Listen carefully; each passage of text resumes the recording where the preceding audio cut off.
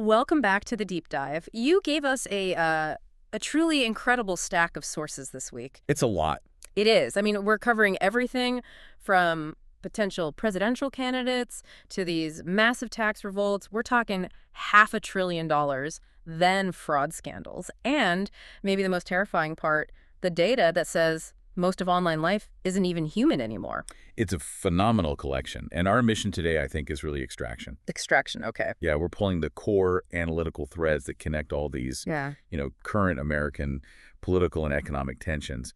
We're looking right at the friction point. The collision point. Exactly. The collision between these progressive, sometimes, pretty extreme ideals and the hard realities of finance, of accountability, and the crumbling integrity of how we get our information. We really need to define this chasm for you, the learner. Okay, let's unpack this. We have to start where politics meets, well, celebrity and sharp analysis. Stephen A. Smith. The talk of the 2028 political landscape and these rumors about him running for president, which, he confirms he would definitely consider it. What's so fascinating to me is his motivation. It's not really about the office itself. He sees a presidential run as the only way to guarantee a seat on that debate stage. So he can challenge them directly. Directly, to expose politicians who he believes have, in his words, sold us out. So the goal is really about visibility. It's about challenging the establishment, not necessarily winning, though he seems open to it. And his core argument is that modern politicians have just prioritized the culture war ahead of the stuff that actually matters to people. Fundamental issues, yeah. Affordability, safety in the streets, the border. That political math is just key here. He clearly thinks there's this massive vacuum right in the center of American politics. He looks at the potential Democratic candidates. Newsom, Harris, AOC. And he basically says he'd beat almost all of them. Now, he does give a nod of respect to Governors Wes Moore and Josh Shapiro. Right, in Maryland and Pennsylvania. But against the big national names, his confidence is just staggering. He holds nothing back. Not at all. He flat out said, I don't think she'd beat me, talking about Kamala Harris. And for Gavin Newsom, it was not what I know about California. And see, that's not just ego. It's an indictment. It is. It's an indictment of what he sees as a deep strategic failure. Smith said the Democratic Party lost its damn mind before the 2024 election. By doing what? By prioritizing these extreme left policies. He's arguing that this, ideological lurch to the left is what made a 78-year-old Donald Trump look closer to normalcy for the average voter. Wow. So the takeaway isn't just about Stephen A. Smith's personality, it's the data point he's flagging. Exactly. That ideological purity is now being valued higher than actually winning elections or, governing practically. And he's not just hitting the Democrats. No, that's right. He looks across the aisle and he says he prefers Marco Rubio over J.D. Vance. Calls Rubio the adult in the room on national security. And his critique of Vance and DeSantis is really interesting. He says they tried to emulate the behavior of Donald Trump to out-Trump Trump. Which, he suggests, is exactly what killed the DeSantis campaign. Voters saw it as, a cheap imitation, not real leadership. So if you put it all together, Smith's thesis is that the Democratic Party is currently devoid of a leader who can really speak to the whole country with a centrist message on the economy and safety. And that creates the vacuum he wants to step into. It's a really powerful assessment.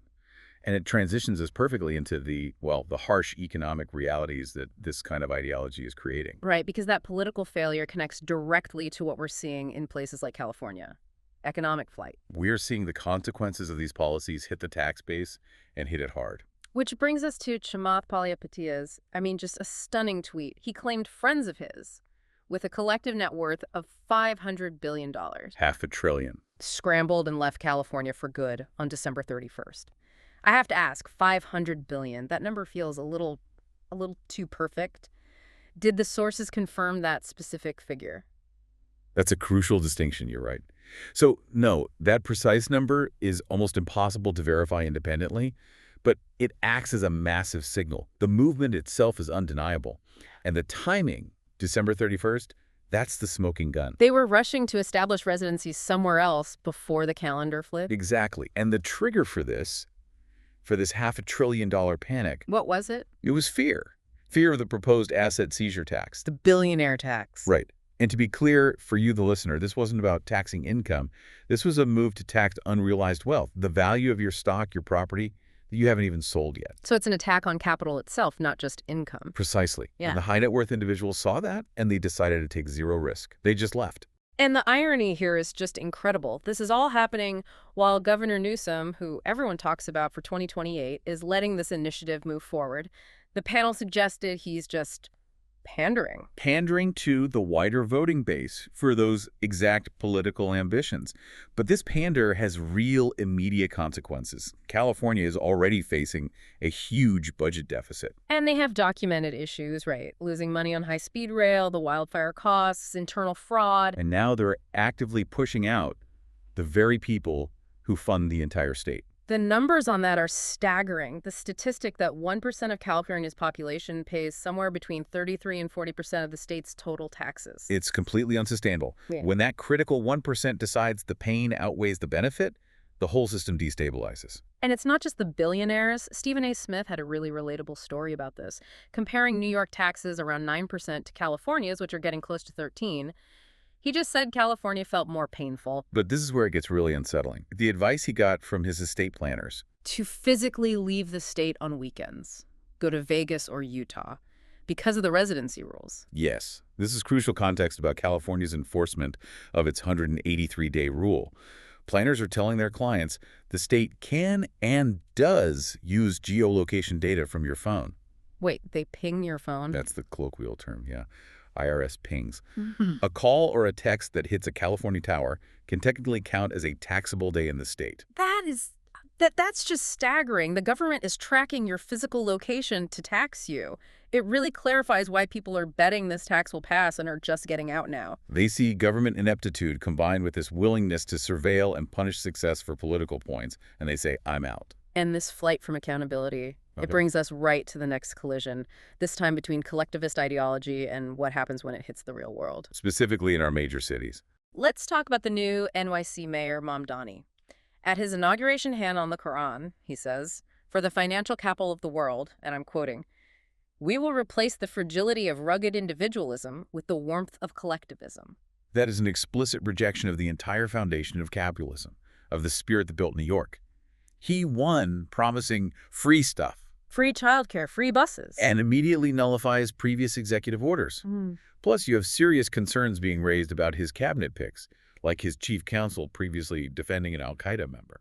That rhetoric, that vision of radical collectivism, it just clashes so hard with the massive failure of accountability we're seeing in the Midwest. The Minnesota fraud scandal. Yeah, and this wasn't some minor theft. This was billions lost in daycare fraud, exploiting federal grant programs. And here's the critical link, the political connection.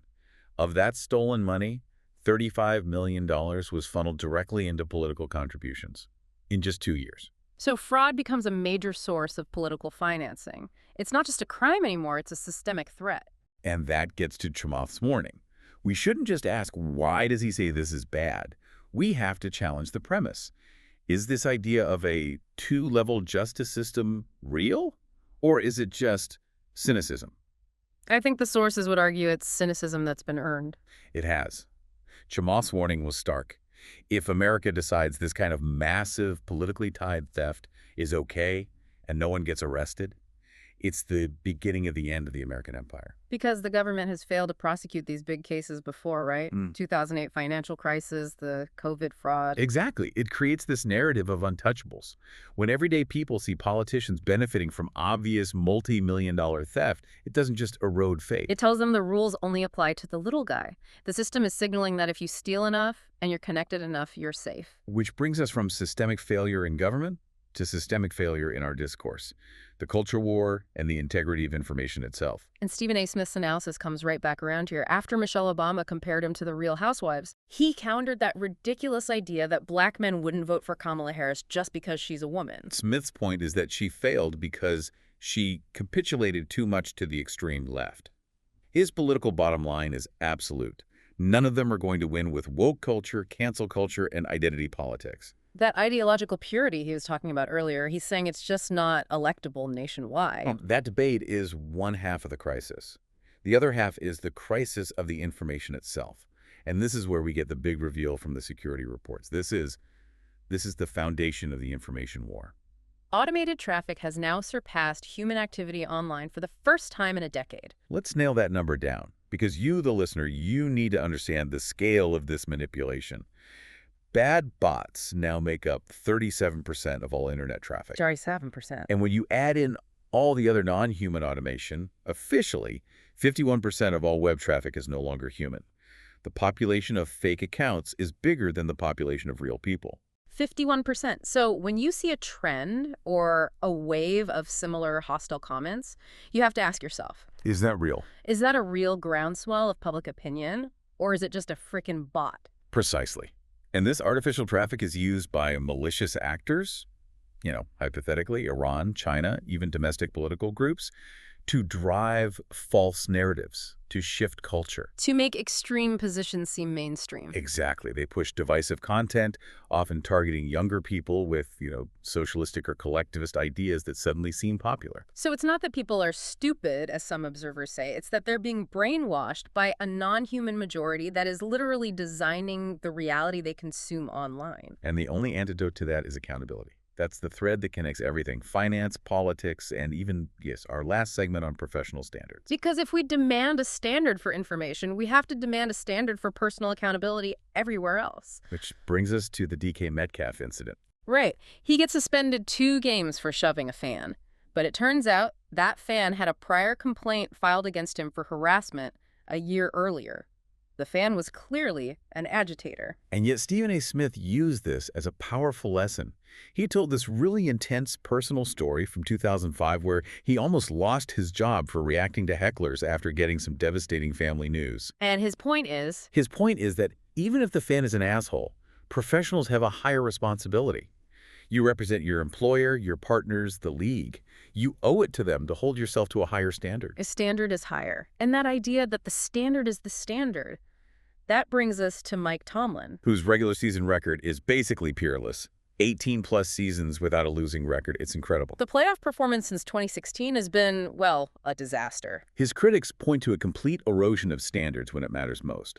In their 6 playoff losses since 2016, the Steelers have been outscored by the opposition 73-0 in the first quarter. 73-0. And they were down by at least 21 points in every single one of those games. That isn't just losing. That's a consistent, catastrophic failure to show up prepared for the biggest games. So if the standard is the standard, the question the source material raises is, would any other coach in the league with that kind of playoff record still have a job? It seems like a different standard is being applied. And that idea of the standard is the common thread through all of these sources. This entire deep dive has just revealed this deep chasm in American society. On one side, you have crucial economic interests, literally fleeing high-tax blue states because they feel attacked. At the same time, local politics is embracing this radical collectivist ideology, and the justice system is failing to prosecute massive politically connected fraud. You see this thread of accountability just snapping everywhere, in Minnesota with the fraudsters, in California with the tax system, and even in the NFL, where the standard of winning seems to have been eroded for one specific person. And all of this is happening while the very foundation of our public square, the internet, is being flooded and shaped by non-human influence, creating a manufactured reality. It's a crisis of reality, of finance, and of information all at once. Which is the perfect place to leave you, the learner, with a final provocative thought. We've spent this deep dive watching what happens when standards erode in sports, in taxes, in our cities, and online, where bots now outnumber people. So if, as Steelers coach Mike Tomlin famously says, the standard is the standard, then we have to ask, what is the standard of accountability that the American people must now demand from their institutions, their politicians, and their justice system in 2026? And what happens when the majority of citizens decide to stop accepting that the rules only apply to the powerless? Think about that standard and what you will do to enforce it.